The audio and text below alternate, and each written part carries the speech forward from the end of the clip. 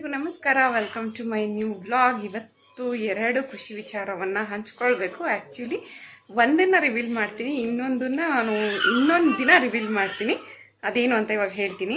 News ಹೇಳೋಕ್ಕೂ ಮುಂಚೆ ಅದಕ್ಕೆಲ್ಲ ಒಂದು ಸ್ವಲ್ಪ ಪ್ರಿಪ್ರೇಷನ್ ಮಾಡ್ಕೊಳ್ಳೋದಿದೆ. ಸೊ ಪ್ರಿಪ್ರೇಷನ್ ಮಾಡ್ಕೊಂಡಾದ್ಮೇಲೆ ನ್ಯೂಸ್ ಏನು ಅಂತ ಹೇಳ್ತೀನಿ.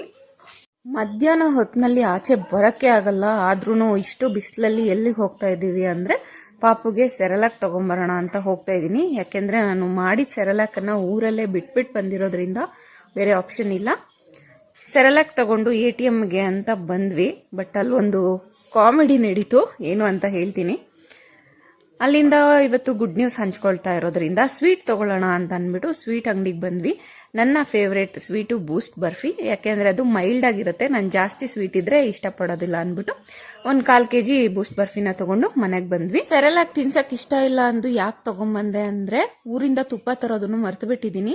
ನಂದಿನಿ ತುಪ್ಪ ತರಿಸಿದ್ದೆ, ಆದ್ರೂ ಅವನು ತಿಂತಾ ಇಲ್ಲ. ಮನೇಲಿ ಮಾಡಿದಾದ್ರೆ ತಿಂತಾನೆ, ಅಂಗಡಿದಾದ್ರೆ ಬಾಯಲ್ಲಿ ಇಟ್ಟ ತಕ್ಷಣನೇ ಉಗಿತಾನೆ. ಅವನಿವಾಗ ಸೆರೆಲಾಕ್ ತಿಂದ. ಆ್ಯಕ್ಚುಲಿ ಅವಾಗಲೇ ATMಗೆ ಹೋಗಿದ್ವಿ ಅಮೌಂಟ್ ಬಿಡಿಸ್ಕೊಂಬರೋಣ ಅಂತ. 2 ಕಡೆ ATM ಅಲ್ಲಿ ಚೆಕ್ ಮಾಡಿದ್ರು ಕಾರ್ಡ್ ರೆಸ್ಟ್ರಿಕ್ಟೆಡ್ ಅಂತ ಬಂತು. ಏನಕ್ಕೆ ಅಂತಲೇ ಅರ್ಥ ಆಗಲಿಲ್ಲ. ಆಮೇಲೆ ನೋಡಿದ್ರೆ ಕಾರ್ಡು 23ನಲ್ಲೇ ಎಕ್ಸ್ಪೈರ್ಡ್ ಆಗ್ಬಿಟ್ಟಿದೆ. ಫಸ್ಟು ಊರಿಗೆ ಹೋಗಿ ಬೇರೆ ATM ಕಾರ್ಡಿಗೆ ಅಪ್ಲೈ ಮಾಡಬೇಕು. ಈ ಫೋನ್ಪೇ ಬಂದಾಗಿಂದ ATMಗೆ ಹೋಗೋದೇ ಕಮ್ಮಿ. ಅದರಲ್ಲೂ ಇವತ್ತು ಹೋದರೆ ಆ ಥರ ಆಗಿತ್ತು. ಹೋಗಿ ಮೊದಲು ATM ಕಾರ್ಡನ್ನು ತಗೊಳ್ಬೇಕು. ಸೊ ಎಲ್ಲರೂ ರೆಡಿ ಆಗಿದ್ದೀವಿ. ಇವಾಗ ಬೆಳಗ್ಗೆಯಿಂದ ಗುಡ್ ನ್ಯೂಸ್ ಹೇಳ್ತೀನಿ ಅಂತ ಹೇಳ್ತಾ ಇದ್ನಲ್ಲ, ಇವಾಗ ಗುಡ್ ನ್ಯೂಸ್ನ ರಿವೀಲ್ ಮಾಡ್ತಾ ಇದ್ದೀನಿ. ಏನಂದರೆ ಇವಳು ಹನಿ, ಜಲ್ಜಕ್ ಅವ್ರ ಮಗಳು, ಫಸ್ಟ್ PUC ಓದ್ತಾ ಇದ್ದಾಳೆ ಕೈವಾರ ಹತ್ರ. ಯಾವ ಕಾಲೇಜಿನಿಂದ? JP ಅಕಾಡೆಮಿ ಅಂತ. ಸೈನ್ಸ್ ತೊಗೊಂಡಿರೋದು, PCMC ಕಂಪ್ಯೂಟರ್ ಸೈನ್ಸ್ ತೊಗೊಂಡಿದ್ದಾಳೆ. ಗೆಸ್ ವಾಟ್, ಅವಳ ರಿಸಲ್ಟ್ ಬಂದಿದೆ 600 ಔಟ್ ಆಫ್ 600 ತೆಗೆದಿದ್ದಾಳೆ. So congratulations honey. ಇದೇ ಖುಷಿಗೆ ಬೆಳಗ್ಗೆ ಸ್ವೀಟ್ ತಂದಿದ್ದು, ಆ್ಯಂಡ್ ಇದೇ ಖುಷಿಗೆ ಇವಾಗ ಟ್ರೀಟ್ ಕೊಡ್ಸೋದಕ್ಕೆ ಅಂತ ಕರ್ಕೊಂಡು ಹೋಗ್ತಾ ಇದ್ದೀನಿ. ನಾನು ಮದುವೆ ಆಗಿ ಬಂದಾಗ ಇವಳಿನ್ನು 7th ಸ್ಟ್ಯಾಂಡರ್ಡ್ ಹುಡುಗಿ. ಈಗ ಗಾಡಿನಲ್ಲಿ ನನ್ನ ಇಬ್ರು ಮಕ್ಕಳನ್ನು ಕೂರಿಸ್ಕೊಂಡು ನನ್ನನ್ನು ಕೂರಿಸ್ಕೊಂಡು ಓಡಿಸ್ತಾ ಇದ್ದಾಳೆ. ಗಾಡಿ ಓಡಿಸೋದ್ರಲ್ಲಂತೂ ಫುಲ್ ಎಕ್ಸ್ಪರ್ಟೇ ಆಗ್ಬಿಟ್ಟಿದ್ದಾಳೆ. ಹಾಗೆ ಚಿಂತಾಮಣಿಯಲ್ಲಿರುವಂಥ ಪ್ರತಿಯೊಂದು ಜಾಗಗಳು ಗೊತ್ತು. ಸೊ ಇವಳು ಹೇಳಿದಂಥ ಫುಡ್ ಮಾಮಾ ಅನ್ನೋಂಥ ಕಡೆ ನಾವಿಲ್ಲಿ ಬಂದಿದ್ದೀವಿ. ಆ್ಯಕ್ಚುಲಿ ಬೇರೆ ಕಡೆ ಹೋಗೋ ಪ್ಲ್ಯಾನ್ ಇತ್ತು, ಇಲ್ಲಿಗೆ ಅಂತ ನಾನು ಅಂದ್ಕೊಂಡಿರಲಿಲ್ಲ. ಮನೆ ಹತ್ರನೇ ಹೊಸದಾಗಿ ಒಂದು ಓಪನ್ ಆಗಿತ್ತು, ಬಟ್ ಅದು ಇವತ್ತು ಕ್ಲೋಸ್ ಆಗಿತ್ತು. ಮತ್ತೆ ನಂದಿನಿ ಕೆಫೆಗೆ ಹೋಗೋಣ ಅಂದ್ಕೊಂಡ್ವಿ, ಅದು ಕೂಡ ಕ್ಲೋಸ್ ಆಗಿದ್ದರಿಂದ ಫೈನಲ್ ಚಾಯ್ಸು ಹನಿ ಹೇಳಿದ ಕಡೆನೇ ಬರಬೇಕಾಯ್ತು. ಸೊ ಫಸ್ಟು ನಾವೇನೇನು ಆರ್ಡ್ರ್ ಮಾಡಿದ್ವಿ ಅಂತ ಹೇಳ್ಬಿಡ್ತೀವಿ. ಇದ್ಯಾವುದೋ ಮಿಕ್ಸ್ಡ್ ಸಾಸ್ ಪಾಸ್ತಾ ಅಂತ ಕೊಟ್ಟಿದ್ರು. ಅದನ್ನಂತೂ ನನ್ನ ಮಗಳು ಫುಲ್ಲು ಎಂಜಾಯ್ ಮಾಡ್ಕೊಂಡು ತಿಂತಾ ಇದ್ಲು. ಮನೆಯಲ್ಲಿ ಮಾಡೋ ಅಡುಗೆಗಳು ಮಾತ್ರ ಸೇರಲ್ಲ, ಹೊರಗಡೆ ಎಲ್ಲದು ಸೇರುತ್ತೆ ಇವ್ರುಗಳಿಗೆ. ಇವಳಿಗೆ ತಿನ್ನೋದಕ್ಕೆ ಖಾರ ಆಗುತ್ತೆ ಅಂದ್ಬಿಟ್ಟು ಸಾಲ್ಟೆಡ್ ಫ್ರೆಂಚ್ ಫ್ರೈಸ್ ಹೇಳಿದ್ದೆ. ಇನ್ನು ನಮಗೆ ಪೆರಿ ಪೆರಿ ಫ್ರೆಂಚ್ ಫ್ರೈಸ್ ಹೇಳಿದ್ದೆ. ಅದಾದಮೇಲೆ ನೆಕ್ಸ್ಟು ಒಂದು ಸ್ಮಾಲ್ ಪಿಜ್ಜಾ ಹೇಳಿದ್ವಿ, ಗೋಲ್ಡನ್ ಕಾರ್ನ್ ಪಿಜ್ಜಾ ಹೇಳಿದ್ದೆ. ಇವಳು ಮೊನ್ನೆಯಿಂದನೂ ಪಿಜ್ಜಾ ಬೇಕು ಅಂತ ಕೇಳ್ತಿದ್ಲು. ಒಂದು ಕಿಟ್ಕ್ಯಾಟ್ ಮಿಲ್ಕ್ ಶೇಕ್ ಹೇಳಿದ್ದೆ. ಇಂಥದ್ರಲ್ಲೆಲ್ಲ ನನ್ನ ಮಗಳು ನಾನು ಏನೇ ತಗೊಂಡ್ರು ಅದರಲ್ಲಿ ಭಾಗಕ್ಕೆ ಬರ್ತಾಳೆ. ಒಂದು ಆಲೂ ಟಿಕ್ಕಿ ಬರ್ಗರು ಬ್ರೆಡ್ ಇರೋದ್ರಿಂದ ಅದನ್ನು ತಿಂದ್ಲು ಸ್ವಲ್ಪ. ಇದು ಓರಿಯೋ ಮಿಲ್ಕ್ ಶೇಕ್ ಹನಿಗೆ.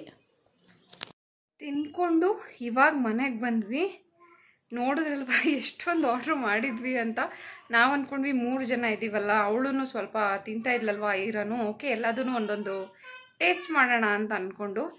ಬಟ್ ಹೊಟ್ಟೆ ಅಂತೂ ಫುಲ್ಲಾಗೋಗಿದೆ. ಬಟ್ ಫುಡ್ ಅಂತೂ ಚೆನ್ನಾಗಿತ್ತು. ಇನ್ನೊಂದ್ಸಲ ಹೋಗ್ಬೋದು.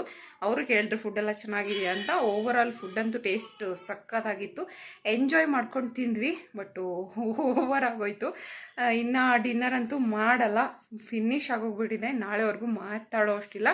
ಏನಿದ್ರು ಬಾಯಾರಿಕೆ ಆದಾಗ ನೀರು ಒಂದು ಕುಡಿಬೇಕು ಅಷ್ಟೇ. ಆ್ಯಕ್ಚುಲಿ ಹನಿ ನನಗೆ ತುಂಬ ಬೇಗ ಕನೆಕ್ಟ್ ಆಗ್ತಾಳೆ. ತುಂಬ ಅಂದರೆ ಸೋಷಿಯಲ್ ಅವಳು, ಜಾಸ್ತಿ ಮಾತಾಡೋದಾಗಿರ್ಬೋದು, ಮಿಂಗಲ್ ಆಗಿರ್ಬೋದು. ಈವನ್ ಮನೆ ಕೆಲಸಗಳಲ್ಲೂ ಅಷ್ಟೇ. ನಮ್ಮ ಅತ್ತೆಗೆ ಬಂದು ಯಾವಾಗಲೂ ಹೆಲ್ಪ್ ಮಾಡೋದ್ರಲ್ಲಾಗಿರ್ಬೋದು ಸಖತ್ ಆ್ಯಕ್ಟಿವ್ ಆಗಿದ್ದಾಳೆ. ನನಗಂತೂ ಅವಳಂದರೆ ತುಂಬಾ ಇಷ್ಟ. ನಾನು ಬಂದಾಗ ಮದುವೆ ಆಗಿ ಅವಳಿನ್ನೂ 7th ಸ್ಟ್ಯಾಂಡರ್ಡು, ಚಿಕ್ಕ ಹುಡುಗಿ. ಇವಾಗ ಆಲ್ರೆಡಿ ಫಸ್ಟ್ PUC ಮುಗಿಸಿ ಇವಾಗ 2nd PUC ಜಾಯಿನ್ ಆಗ್ತಾ ಇದ್ದಾಳೆ. ನೆಕ್ಸ್ಟು ಡಿಗ್ರಿ ಅಂದರೆ ನನಗೆ ನಂಬಕ್ಕೇ ಆಗ್ತಾ ಇಲ್ಲ. ಎಲ್ಲಿ ಹೋದರೂ ಆಲ್ಮೋಸ್ಟ್ ಅವಳು ನಾನು ಇಬ್ಬರೇ ಹೋಗ್ತಾ ಇರ್ತೀವಿ. ಯಾಕಂದರೆ ಅವಳಿಗೂ ನನಗೂ ಜಾಸ್ತಿ ಕನೆಕ್ಟ್ ಆಗುತ್ತೆ ಅಂತ ಅಂದ್ಬಿಟ್ಟು. ಆ್ಯಂಡ್ ನಮ್ಮ ಟೇಸ್ಟ್ ಕೂಡ ಮ್ಯಾಚ್ ಆಗುತ್ತೆ. ಫುಡ್ ಲವರ್ಸ್ ನಾವು. ಗೋಲ್ಗಪ್ಪ ಆಗಿರ್ಬೋದು, ಈ ಥರ ಪಿಜ್ಜಾ ಬರ್ಗರ್ ತಿನ್ನೋದಾಗಿರಬಹುದು. ನಡಿ ಹೋಗೋಣ ಅಂದರೆ ಸಾಕು ಚಕ್ ಅಂತ ರೆಡಿ ಆಗಿಬಿಡ್ತಾಳೆ. ಇವರಿಬ್ರು ಕರ್ಕೊಂಡು ನಾನು ಹನಿ ಇಬ್ಬರೇ ಹೋಗ್ತಾ ಇದ್ದೀವಿ. ಅವಳು ಬೇರೆ ಇದ್ದಾಳೆ, ಇವನನ್ನು ಹೆಂಗೆ ಕಂಟ್ರೋಲ್ ಮಾಡೋದು ಅಂತ ಅಂದ್ಕೊಳ್ತಾ ಇದ್ವಿ. ಬಟ್ ನಿಜವಾಗ್ಲೂ ಹೇಳ್ತೀನಿ, ಒಂದು ಚೂರೂ ಪ್ರಾಬ್ಲಮ್ ಮಾಡಲಿಲ್ಲ. ಎಷ್ಟು ಸೈಲೆಂಟಾಗಿದ್ದ ಅಂದರೆ ನಾವು ಅದಷ್ಟು ತಿಂದು ಮುಗಿಸಿ ಬರೋವರೆಗೂ ಆರಾಮ್ಸೆ ಅವ್ನು ನೀರು ಬಾಟಲಲ್ಲಿ ನೀರು ಕುಡ್ಕೊಂಡು ಆರಾಮಾಗಿ ಕೂತ್ಕೊಂಡಿದ್ದ, ಆ ಕಡೆ ಈ ಕಡೆ ನೋಡಿಕೊಂಡು. ಇಬ್ಬರು ಮಕ್ಕಳು ಅಷ್ಟೇ, ಎಲ್ಲಿ ಹೋದ್ರೂ ನಮಗೆ ಫಸ್ಟಿಂದನೂ ತೊಂದರೆ ಕೊಡ್ತಿರ್ಲಿಲ್ಲ.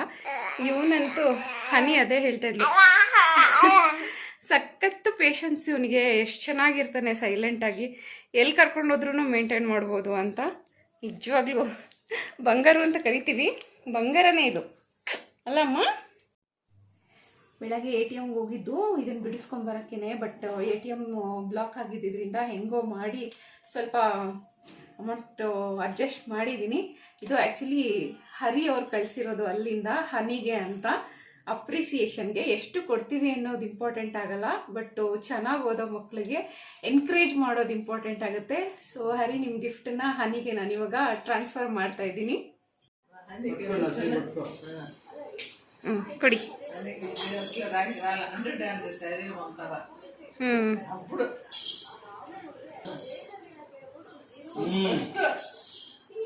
సెకండ్ పీస్ అట్లయితే 2 జతలు తీయించేస్తా.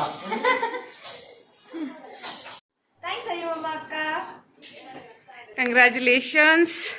ಆ್ಯಂಡ್ ಇದೇ ಥರ ಚೆನ್ನಾಗಿ ಓದ್ತಾ ಇರು, ಸೆಕೆಂಡ್ PUCಯಲ್ಲೂ ಒಳ್ಳೆ ರಿಸಲ್ಟ್ ಬರಲಿ.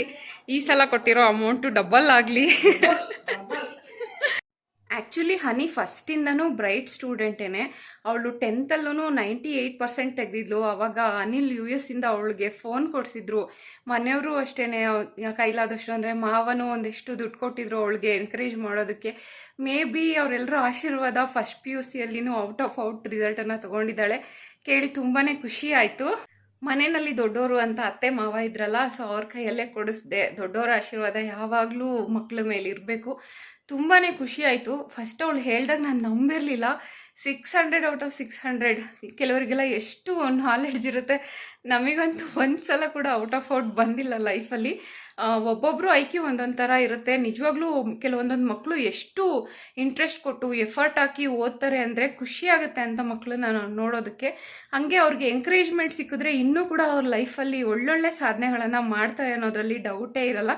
ನಮ್ಮ ಅಪ್ಪಾಜಿನೂ ಅಷ್ಟೇ, ನನ್ನ ಕಸಿನ್ಸ್ಗಳಿಗಾಗಿರ್ಬೋದು, ಅವ್ರ ಸ್ಕೂಲ್ ಸ್ಟೂಡೆಂಟ್ಸ್ಗಳಿಗಾಗಿರ್ಬೋದು, ಯಾರಾದರೂ 10th PUCಯಲ್ಲಿ ಡಿಗ್ರಿಯಲ್ಲಿ ಒಳ್ಳೊಳ್ಳೆ ಮಾರ್ಕ್ಸ್ಗಳನ್ನ ತೆಗಿತಾ ಇದ್ದರೆ ಅವರಿಗೂ ಕೂಡ ಇದೇ ರೀತಿ ಅವ್ರ ಕೈಲಾದಷ್ಟು ದುಡ್ಡನ್ನು ಕೊಟ್ಟು ಸಪೋರ್ಟ್ ಮಾಡ್ತಾರೆ. ಸೊ ನಾನು ಅದೇ ಅಂದ್ಕೊಂಡೆ, ಹುಡುಗರಿಗೆ ಎನ್ಕರೇಜ್ ಮಾಡ್ತಾಯಿದ್ರೆ ನೆಕ್ಸ್ಟು ಅವ್ರಿಗೆ ಇನ್ನೂ ಮೋಟಿವೇಶನ್ ಸಿಗುತ್ತೆ. ನಾನು ಇನ್ನೂ ಇದೇ ರೀತಿನಲ್ಲಿ ಅಚೀವ್ ಮಾಡಬೇಕು, ಇನ್ನೂ ಜಾಸ್ತಿ ಅಚೀವ್ ಮಾಡಬೇಕು ಅನ್ನೋದಕ್ಕೋಸ್ಕರ ಈ ವಿಡಿಯೋನ ಮಾಡಿದ್ದು. ನನ್ನ ತಂಗಿ ಚಿನ್ಮಯಿ ಅಂತ ಹೇಳ್ತಾ ಇರ್ತೀನಲ್ಲ, ಅವಳು ಅಷ್ಟೇ ಇವಾಗ B.Pharm ಮಾಡ್ತಾ ಇದ್ದಾಳೆ. ಫಸ್ಟ್ ಇಯರ್ ಡಿಗ್ರಿನಲ್ಲಿ ಅವಳಿಗೆ ಡಿಸ್ಟಿಂಕ್ಷನ್ ಬಂದಿತ್ತು ಅಂದಾಗಲೂ ಕೂಡ ನಮ್ಮಪ್ಪ ಅವಳಿಗೆ ಸ್ವಲ್ಪ ಅಮೌಂಟನ್ನು ಕೊಟ್ಟು ಎನ್ಕರೇಜ್ ಮಾಡಿದ್ರು. ನನ್ನ ತಂಗಿ ತಮ್ಮದಿರೆಲ್ಲ ಇಂಜಿನಿಯರಿಂಗ್ಗಳಲ್ಲಿ ಸೆಮ್ ವೈಸ್ ಅಮೌಂಟನ್ನು ತೊಗೊಂಡಿದ್ದಾರೆ. ಎಲ್ರಿಗೂ ಕೊಟ್ಟು ಇದೇ ರೀತಿಯಲ್ಲಿ ಅವರು ಎನ್ಕರೇಜ್ ಮಾಡ್ತಾರೆ. ನಮ್ಮ ಅಪ್ಪಾಜಿಗಂತೂ ಚೆನ್ನಾಗಿ ಓದೋ ಮಕ್ಕಳು ಅಂದರೆ ತುಂಬಾ ಖುಷಿ. ಅದಕ್ಕೋಸ್ಕರನೇ ಹರಿನೂ ಅಲ್ಲಿಂದ ದುಡ್ಡನ್ನು ಕಳಿಸಿದ್ರು. ನಾನು ಅದನ್ನು ಅತ್ತೆ ಮಾವನ ಕೈಲಿ ಕೊಡಿಸ್ದೆ. ಒಳ್ಳೆಯದಾಗಲಿ ಅವಳ ಫ್ಯೂಚರಿಗೆ. ಸೆಕೆಂಡ್ PUCನಲ್ಲೂ ಇದೇ ರೀತಿ ಒಳ್ಳೆ ರಿಸಲ್ಟ್ಸ್ ಬರಲಿ. ಹಾಗೆ ಅವಳು ಯಾವುದಕ್ಕೆ ಹೋಗಬೇಕು ಅಂದ್ಕೊತಾಳೋ ಅಂಥ ಬೆಸ್ಟ್ ಕಾಲೇಜಲ್ಲೇ ಅವಳಿಗೆ ಸೀಟ್ ಸಿಗಲಿ ಅಂತ ವಿಶ್ ಮಾಡ್ತಾ, ಇದಾಗಿತ್ತು ಇವತ್ತಿನ ವ್ಲಾಗ್. ಈ ವಿಡಿಯೋ ನಿಮಗೆ ಇಷ್ಟ ಆಗಿದ್ರೆ ಒಂದು ಲೈಕ್ ಮಾಡಿ. ಹಾಗೆ ನಿಮ್ಮನೆಯಲ್ಲೂ ಯಾರಾದರೂ ಈ ಥರ ಬ್ರೈಟ್ ಸ್ಟೂಡೆಂಟ್ಸ್ ಇದ್ದರೆ ಕಮೆಂಟ್ ಮಾಡಿ, ನನ್ನ ಚಾನಲ್ಗೆ ಸಬ್ಸ್ಕ್ರೈಬ್ ಮಾಡ್ಕೊಳ್ಳಿ, ನನಗೂ ಸಪೋರ್ಟ್ ಮಾಡಿ ಅಂತ ಹೇಳ್ತಾ ಈ ವ್ಲಾಗನ್ನು ಇಲ್ಲಿಗೆ ಮುಗಿಸ್ತಾ ಇದ್ದೀನಿ. Thank you so much.